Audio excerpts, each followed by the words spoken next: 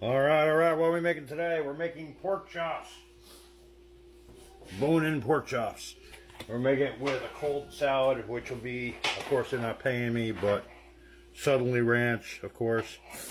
We'll add some additives to that. And we're going to have it with some green beans. And then obviously you can throw them right in the microwave. Why? Because there's steaming holes in it. So yeah, so where do we start with this? Right now we got the water boiling over here. Of course you're not looking at that right now. That's okay. Not important. Everyone knows how to boil water. If you don't know how to boil water, talk to me. I'll teach you about it. Not like it's hard to understand. Alright, so start with a bowl, right? Already pre-cut tomatoes, so we're gonna throw tomatoes right on in. Save me the hassle, save me the time, and not to have too long of a video explaining everything I'm trying to do here. Alright. Next up, we're adding our half a can of collard greens we had. Why? Because I have it and I don't know other way to use it right now, so why not use it today? Use it cold and warm. It's got great flavor, light flavor to everything. It's almost like spinach, but it's not. Hell, millions of black people can't be wrong. I'll just tell you that right now. They put this stuff in everything. Now I see why. It is some good stuff. Here you go. Next up, we got 2 cans of albacore tuna. Yeah, I know. Doesn't make sense, but it will later. Always makes sense. Tuna could be used with anything. Especially cold salad. Works out wonders. Yes. Just one should be enough, right? 2. 2. I'm trying to do a video, come on. You gotta teach everybody everything. There you go, 2 cans of tuna right there. Next up, what you're gonna do is you're gonna add your suddenly seasoning right on in there. I'm using 2 packages, so 2 packages of seasoning go right on in. That's 1. Don't worry about it, throw it away. That's enough, right? I put 2. No, like 4. And 2 packages of seasoning. See that? Then, I need to put my macaroni in, which is boiling right now. 2 packages of macaroni. So, it usually says half a cup. I just use my own knowledge as to what I believe a half a cup is. I'm not going to put a whole cup of mayonnaise in here. It's just not going to happen. I don't need it that creamy.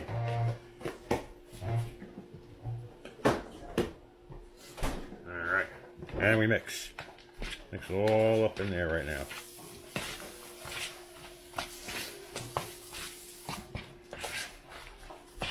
Did you eat it or you picked it up from? I picked it up and threw it away. You wouldn't eat it.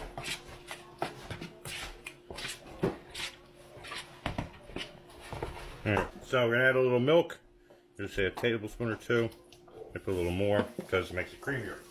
Next, make sure it's all incorporated, of course. Make sure it's all yum, because we like the yummies here. Macaroni's already boiling. We got 420 left. 420! And here's another person that doesn't pay me, but we're using it too. Hemp cooking oil. Look at that.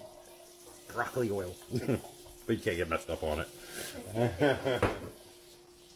Those videos will be sooner or later. I'm still trying to amass my my vaporized stuff, so when I can make something with it, I'll make something with it. But I also gotta get Stoner Gump's book, and that's next too. Once again, on an electric stove, so we're gonna go to medium-high, obviously, so to get it to heat up, and then we're gonna bring it down a little bit to halfway, because we don't really need that much heat, of course. Add your hemp oil right on in. You're welcome. Thank you. Thank you a lot. Alright, so right now what we're going to do, I'm going to show you right now what I'm doing is you take your friggin' pork chops and pre-spice them. Today the spice we're using are Body Complete. They don't pay me. Supreme Traditions, they don't pay me either. But we got paprika. Great Value, doesn't pay me. Garlic powder. And Supreme Traditions onion powder. They don't pay me either. Maybe one day they will. Never know. Pre-spiced our stuff in advance. Obviously 1 down there. Number 2. We're only doing 3 today, of course, because obviously There's only so much tummy all of us can eat on. And number 3, don't worry, the other side's getting spicy, so at least you'll see something. So, body of seasoning. I like to put a lot, of course, because then it's burning off in the process, of course. In the pan, we got that. Paprika. You can always overspice. It's always good to overspice sometimes. Just not overspice on salt and pepper, unless you're that kind of guy. I mean, whatever it is, it is. It'll end up in your oil. It'll end up on your flavoring, and it's just good, you know. Onion powder. And then finally, garlic.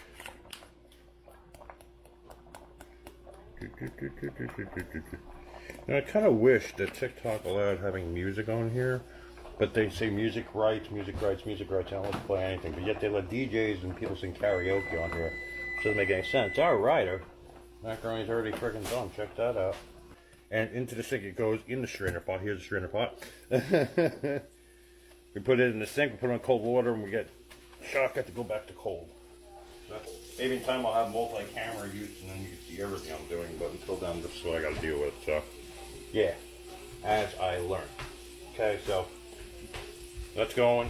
It's gonna get cold, and colder the better, because you don't want to throw the pasta into the mixture of all that pasta seasoning, because what will happen is all the mayonnaise will break down to oil, and you'll have an oily salad. You don't want an oily salad.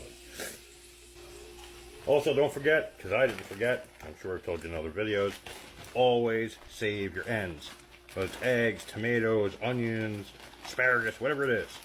Save your ends. We're going to be making a stock soon when this fills up. So when you're washing your friggin' macaroni out in your strainer and making it cold by shocking it, make sure have your clean hands in it and run the macaroni around so you get every bit of it cold. Don't just do the top and assume that the water's going to go to the bottom and catch all the extra pieces, because that will not happen. There's your macaroni. Now wait till it's mixed. With all your goodnesses in it. As our end result, we're going to throw this in the refrigerator, and the reason why, the colder it is, the better.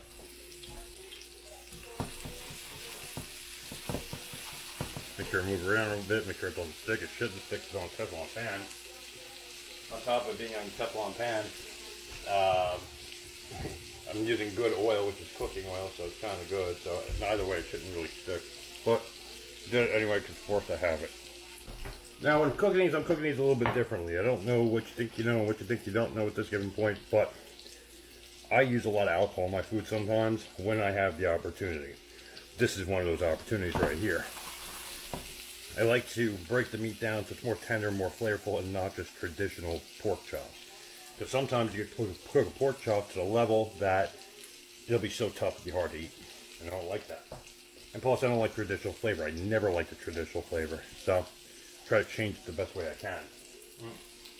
A lot of people agree with what I put in it. Some people are not going to agree with what I put in it. And all I can tell all of you is, try it. Try it, because you never know. Cooking can be an art, but it's also a test of things. You got to try things to figure out whether or not they're going to work or not based on the flavor profile of what you put in there. So therefore, sometimes you have to learn by screwing something up. And sometimes your screw-ups will either be good screw-ups or will be bad screw-ups. That's the way it goes. That's how food works. All the best cooks in the world, all the best restaurants in the world, all have made something new, different, and beautiful based on things that they have mixed that wasn't supposed to go on things, and end up being unique in their idea and one of the best food options on a menu. You'd be very surprised. I watch a lot of cooking stuff. So the 2 items that are going to go into this once this browns and gets towards the area it wants to be, because you don't want to put the alcohol in advance, because what happens, you won't get your browning on both sides with your flavors. That just won't happen. Okay? But once everything is ready, we're going to go for, and they don't pay me either, Bird Dog. The new people in the group, and this stuff is starting to go up in price now. It was originally $18, now it's up to $23. Bird Dog jalapeno honey flavored whiskey, and Apothic, one of my favorite wines in the world. They don't pay me either. Apothic dark wine, bold red blend, good stuff. One of these days I'll show you in pictures in my story how many bottles of that wine I have sitting on top of my friggin' cabinet. That's how much I love them. So here we go. So here we are, just, you know, making sure we're not sticking. Hitting it up with the hemp oil. The smell is amazing. Beautiful. Alright, so we're at the brown level that we want. Let's go from here. Alright. Jalapeno honey. You're not going to put a lot. Make sure you put your heat down to medium, because we don't want to burn anything. Alright, here we go. Say about a shot. Alright. Next up. Apothic Dark. Put it on in. That'll be enough. Okay? Just gonna let it go for a couple minutes. Help to tenderize everything, help for the pork taking some flavor. Go a couple minutes aside. You don't have to mix it, it does its own thing. It'll boil off the alcohol in moments, really, at this given point. But the flavor, I guarantee, will be amazing. Nothing you've ever had before. When you are ready, give that a flip. Right on over. Look at that beautiful color you're getting there. Right up there. And right on up there. Still kind of tender. I always do them about a minute or two under.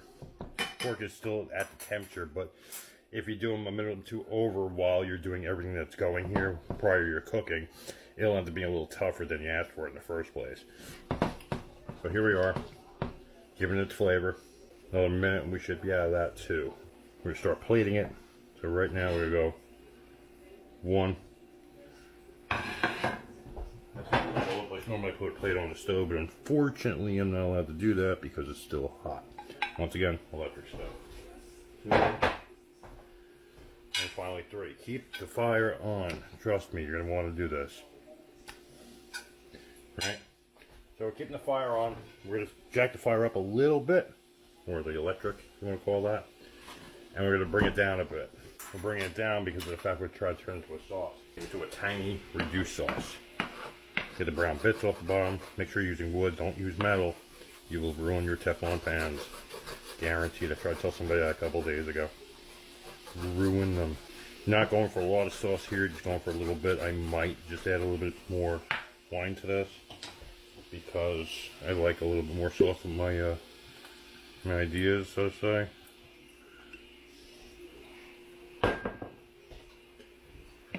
Alright.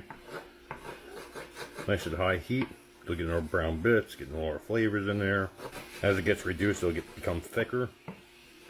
It'll also boil off the alcohol, so the alcohol won't be in there anymore. So I don't have to worry about getting drunk eating any of this stuff. They say, if it coats the back of a spoon, you're more or less set. So, in technicality, it has coated the back of my spoon, so I think that's the level I'm going to keep it at.